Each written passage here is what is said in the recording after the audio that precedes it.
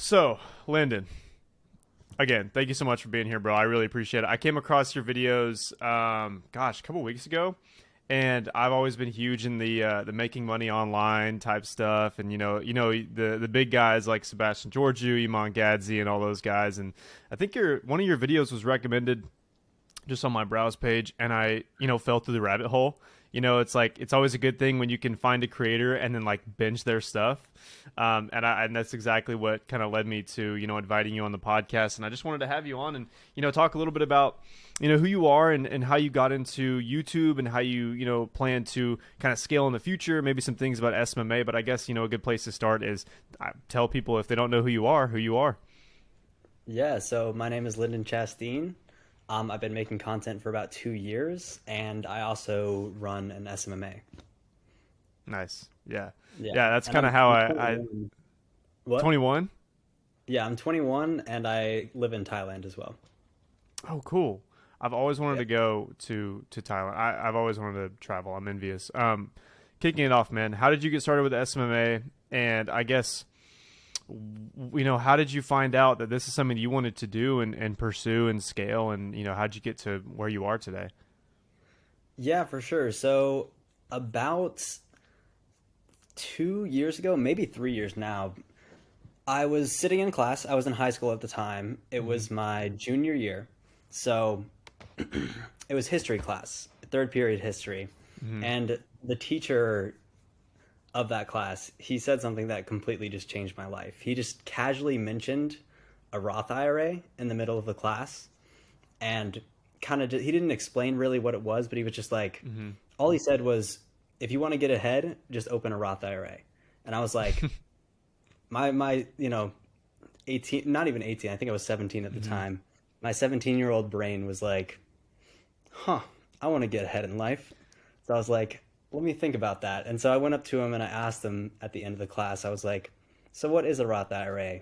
And then he kind of explained it to me. And then I just fell down this rabbit hole of finance all of Hmm. senior year. And then, of course, the illness happened. So everything was shut down. And I had all the time in the world just to devote myself to learning.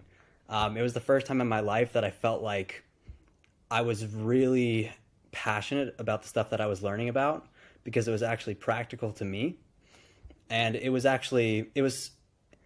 information that not many other people knew, and that's something that really drew me in because I felt like I was getting ahead because I was the only person learning that information. I mean, most of the adults, like, still to this day don't know a bunch of the information that I was learning when I was 18. Hmm. And that's what felt good about it. And that's kind of, I think, what intrigued me in the beginning. Yeah, And definitely. Yeah, like going into social media marketing. I mean, that's like, especially for the time that you probably found it. Was it the beginning of the illness was definitely when like SMMA started booming and everybody started kind of getting into it. So I guess, yeah, kind of the follow up question is I guess, how did you find out about it? Because I mean, like my whole thing, like I said, was getting into the big YouTubers, and like I just came across E-Man, binged all of his stuff, and I was like, if this guy can do it, I can do it. So, yeah, for sure. I mean, I think we're still a bit far away from when I found SMMA. I found that when I was mhm. like about 20 years old. Okay. I spent 2 years from 18 to 20 just like posting every week on YouTube, just going over finance stuff. So the first like 2 years of doing YouTube was essentially just finance. Um, and that I grew like I didn't grow at all. I grew to like 800 subscribers over like a year and a half. It was ridiculous. Hmm. So I realized that the videos that did well for me were the actual videos where I built a business and kind of documented my journey instead of just presenting information because, who wants to listen to a 19-year-old kid who doesn't have any money talk about finance? Like, nobody does. So that's what I figured. I was like, okay, if I want to make it on YouTube, here's what's been working for me. Why don't I just double down on that? And so that's what I did. Um, and during that, it was mostly like dropshipping challenges. It wasn't so much SMMA, but that was what got me started on actually the whole making money online thing. Because I knew how to manage the money, but I didn't know how to make it, and that's the hardest part of becoming wealthy is actually making the money. I think Hmm. managing it is decently easy. Although I don't know, I see a lot of people who make a lot of money. They don't know how to manage it, but Right. yeah, I was happy I learned that first, but now I'm kind of full into learning how to actually make money online. And that's when I found SMMA. I tried job shipping for a while. It just didn't work. For me, it like, obviously you can get insanely rich through e-commerce. But I'm not good at it. I don't know why. And then I found SMMA and I leveraged my I leveraged my skills that I got from doing YouTube over like the last couple of years, and I just put that towards SMMA. That was kind of my unique. It was like my differentiating factor, right? Hmm. I knew how to edit.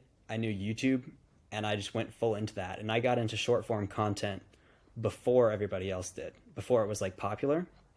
And Hmm. at the time, I didn't really watch that many SMMA YouTubers. I mean, I found Iman a little bit. I didn't watch him that much. I watched like one cold email video, and then I just started sending out cold emails. So I really Hmm. didn't do that much research. Hold up, Oh, you're good. talking so fast. I get it, bro. I get it. I'm trying to learn how to be on a podcast, but No, yeah, same here, it's same here, brother. This is like what, episode five or six. okay. So Cool. same here, but yeah. Yeah. So yeah, I mean, I watched one cold email video, and that was it. And then I just started sending out cold emails. And I think that's literally the best way to go about it. So many people get caught in that trap of just doing tons and tons of research. I've been caught in that trap before, and so I realized that I didn't want to get caught in that trap again. And that's what I did. I watched one video, applied the things that it said in the video, and just did that. I didn't send out that many emails. I only sent out 20 emails. But what's crazy is literally within those 20 emails, I got 3 clients. Bro, that's That it crazy. was Wow. insane. Like, Wow, that's insane. The yeah. And I they was gonna weren't, say the go ahead. no, go ahead.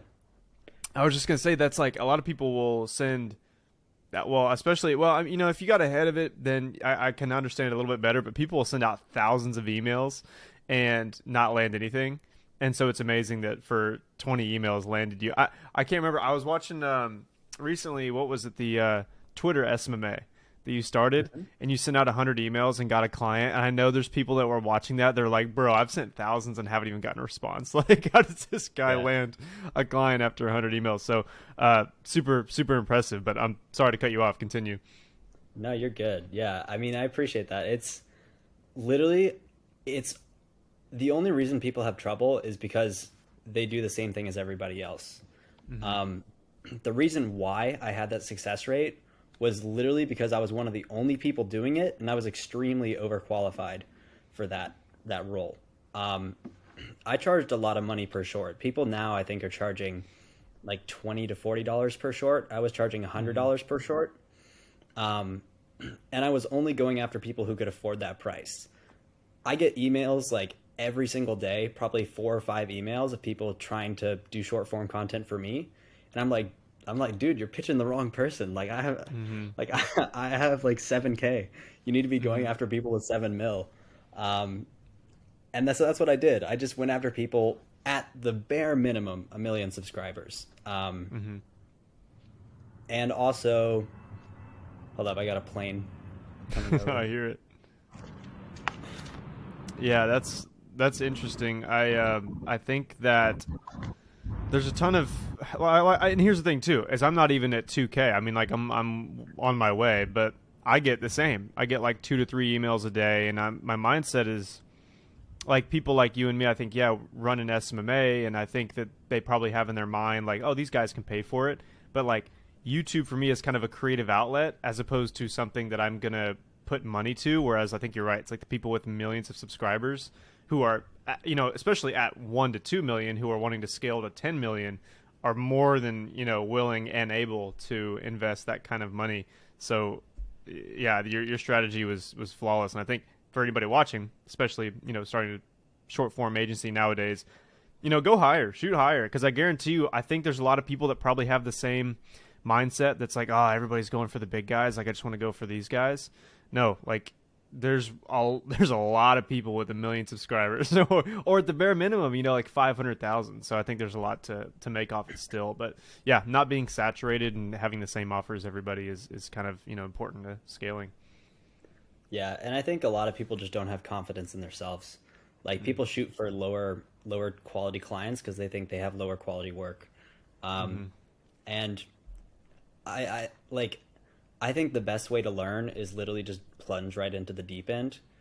If you're spending like 5 hours on a short for a person with 1 million subscribers, I'd say there's so much more value in that than doing 5 shorts like 20 minutes each for a lower quality client. Just taking the time to really just learn it properly. That's just something that you're going to have to do eventually. And that comes through repetition, but I think it comes faster if you get critical feedback from the right people. And people with 1 million subscribers are going to give you harsh feedback if you're bad. And I think I would just plunge right into the deep end if I were starting today. Yeah, absolutely. I think that's super valuable. It's a lot of, like you said, repetition. You'll never really know until you kind of get out there and do it, what's right or wrong. And I like what you said earlier, that there's kind of a information overload that people can have. Like, I know for me, before I started my SMMA, I have a background in marketing, so it's like I know the fundamentals, and then I know like what people online tell me, and it's just like a lot before you can actually put something on paper, put something on a page. And I think that kind of watching that one video and sticking to that is good, and to not overload yourself, because people can get overwhelmed with that kind of stuff. I love that. So for your SMMA that you're currently running, what would you say? I know a lot of people are kind of all-in-one SMMAs nowadays. You do everything from social media to email to short form, whatever it may be. What is something that your SMMA is focusing on right now, and kind of a main service that you're offering to clients? And I guess some advice for people that want to get into the same thing. Yeah, so literally I literally just started a new SMMA. I decided to, this is a flaw of mine for sure. I'm so not focused on one thing, which is a big problem. But at least I recognize that, and I'm trying to work on it. But I kind of strayed away from the Twitter just because I don't know Twitter. My skills lie in YouTube, and at this point, I want to go where I think I can provide the most value, and that's YouTube. So I've kind of come back to YouTube. For people out of context, I started with short form, and then I moved to Twitter, and then now I'm moving back to YouTube, but not to short form. So basically what my SMMA is now, this is something that I haven't heard anybody else do. And the reason for that, I think, is because not many people are qualified to do it. So basically what I'm doing is I'm targeting people. Okay, I'm not going to say who I'm targeting, but actually I will. Why not? So I'm targeting people from 7 to 8 figures who have done that in business. And basically what I'm doing is I'm leveraging their business success and transforming that into YouTube success. So you think about competition on YouTube.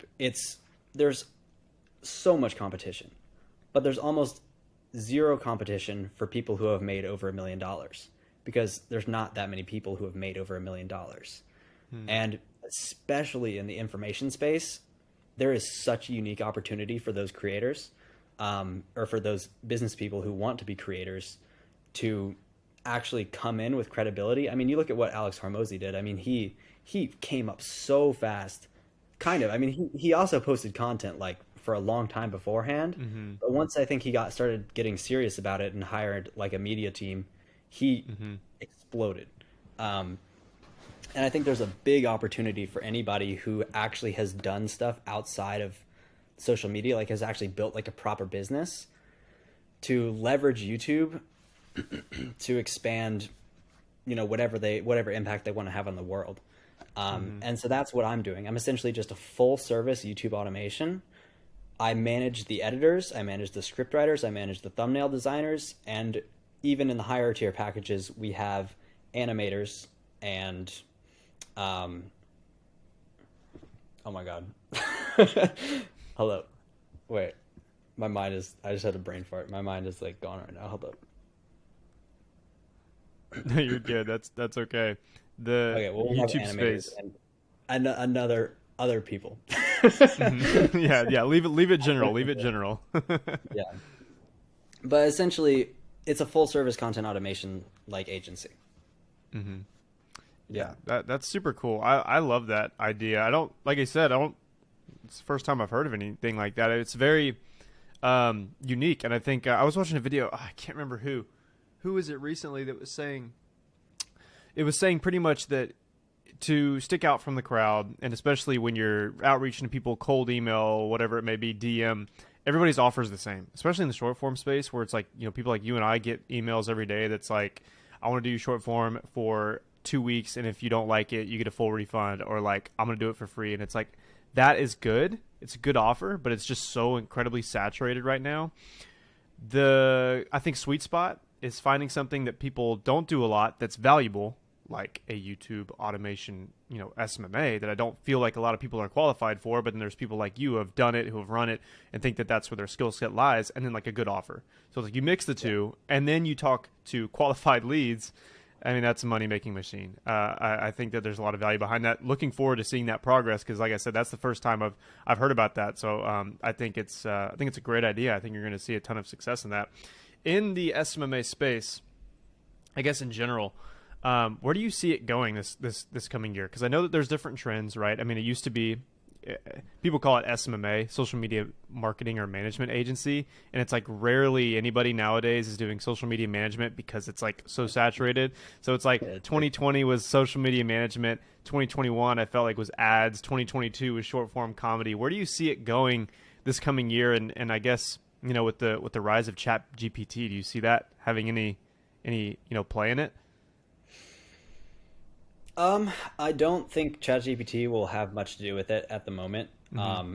I think it's not there, and everybody is going to do it. So I'm sure some people will benefit from it, but generally, maybe I'm not educated on it, so maybe they will. Hmm. But in my mind, if everybody has access to the same tool, it's gonna the results from that are gonna eventually stagnate. Um, Yeah.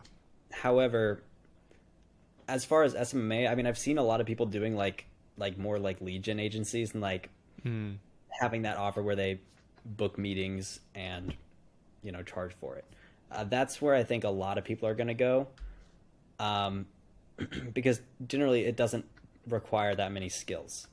Mm. It requires knowledge on how to manage VAs and manage people to actually find those leads for clients, but that's not that that's like a that's something that doesn't require a lot of friction of actually learning something up front. You can kind of do that even if you're not good at it, which I think is an appeal to a lot of people. I don't think a lot of people will have success with it, because I do think it is a skill managing people, but I think that's going to be a big one for 2023, at least Q1 and Q2. But I think it's going to move really fast. I think we're going to see a bunch of different trends pop up. Where I think the money is, though, is I think the money is in looking at what you're good at, what you're interested in, and then just finding something that goes along with that.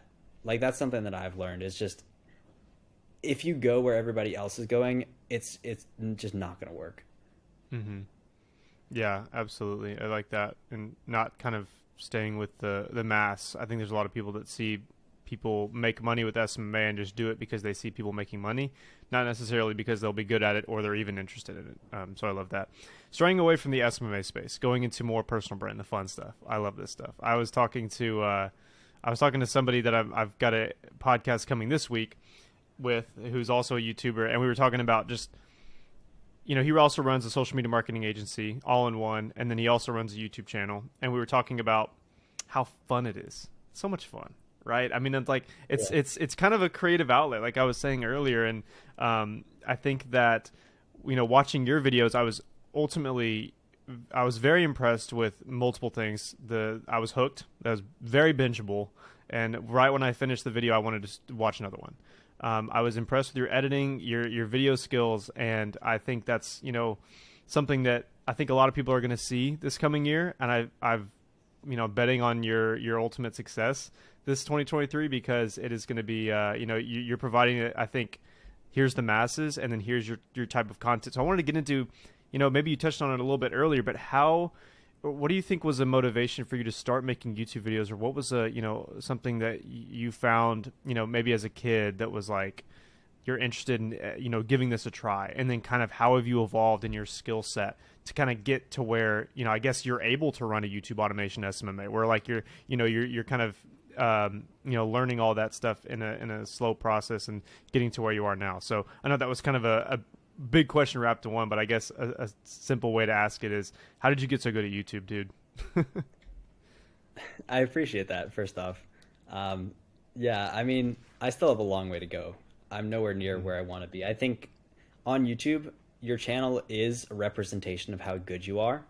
And I think my channel is accurately valued. Like all the people who comment like, oh, I can't believe you don't have 1 million subscribers. Like I appreciate that. And I know a lot of other people who get that as well.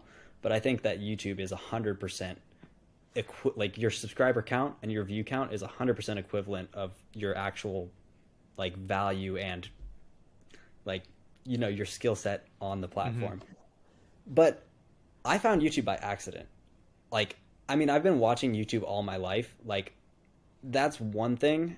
I've been a consumer of YouTube ever since I was a kid, literally ever since it first launched. I mean, I was watching like, back in the day, like PewDiePie when he first started and like, and I haven't stopped. I've gone through like changes where I've watched a little bit more Netflix, but like mostly it's been YouTube my entire life. And I think that kind of gave me at least a little bit of an advantage. I didn't know anything about media or actually how to produce a video. But I just learned that through repetition. I still learn every single day.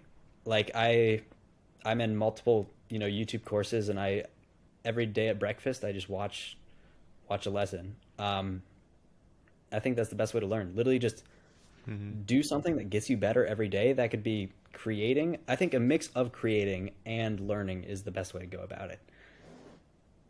Yeah, absolutely. I like that. For those of you that haven't watched Linden's channel after this podcast, give it a look and you'll know what I'm talking about. It's very engaging and capturing to the eye, because I feel like a lot of people, especially in the making money online space, will try to get into it. And this is something that I'm actively trying to learn right now. And quite honestly, Linden, I just don't have the time to edit and do things like that. So a lot of my videos are, my camera's in front of me, I'm talking, it's edited, it's got like, some cool little changes in there, but it's very just me in front of a camera talking. And I think that's what I have to change this year, and I'm looking to improve that skill set. But yours are very like, starting the Twitter SMMA was like a shot of a coffee shop, and then like you were going up the stairs, and then you landed on your laptop, and then it was like you open your laptop, and it's just little things like that where it's constant changes keep a viewer like me who's just like watching along for the story very, very engaged, and a lot of lessons can be learned off you. And I think that's super cool.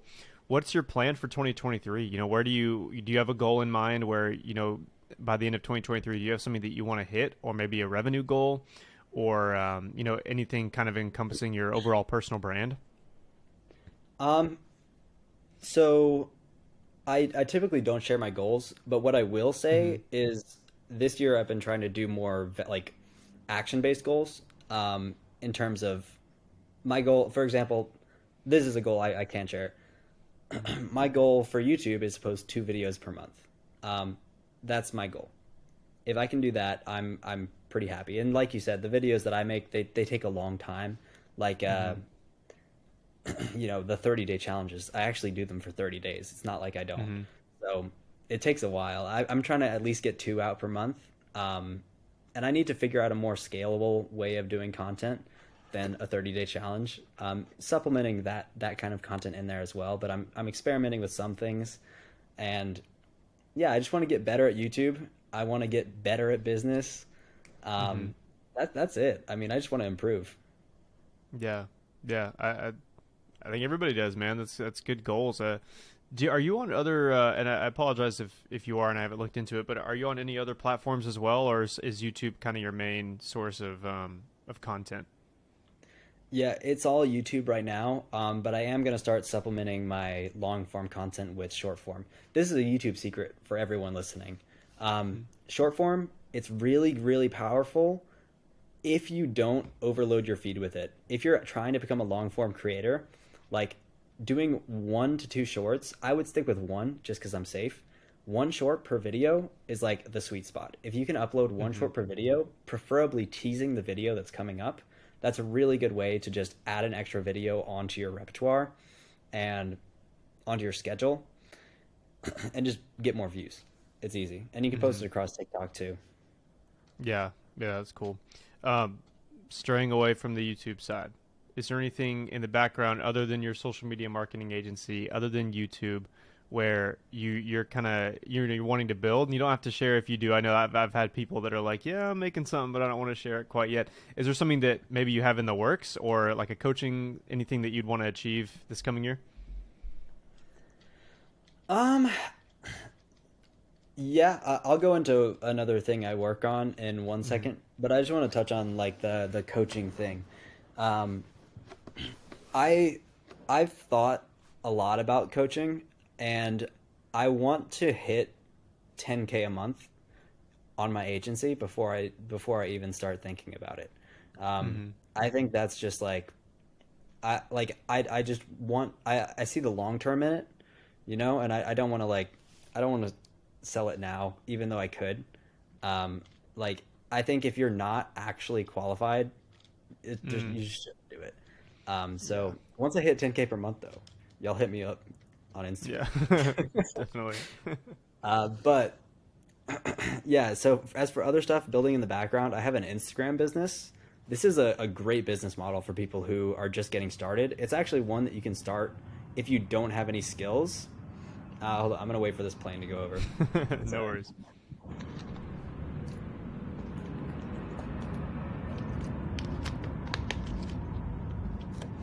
Okay,